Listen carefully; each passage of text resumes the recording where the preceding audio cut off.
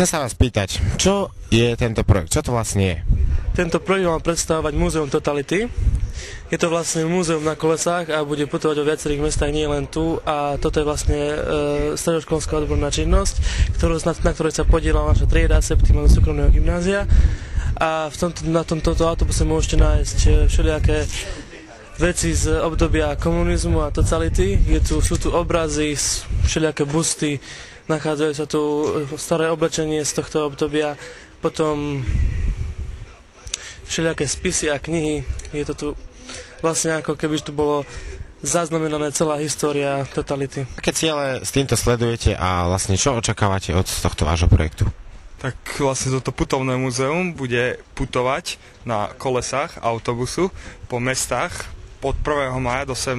mája, napríklad aj v Lučenci, skade aj sme. Je v Lučenci v múzeu, potom pôjde aj do Filiakova a je aj tu teraz a ešte uvidíme, kde nás zavolajú s týmto múzeom. Ďakujem pekne. Takže videli sme jeden z zaujímavých projektov dnešnej Sočky. Poďme ďalej.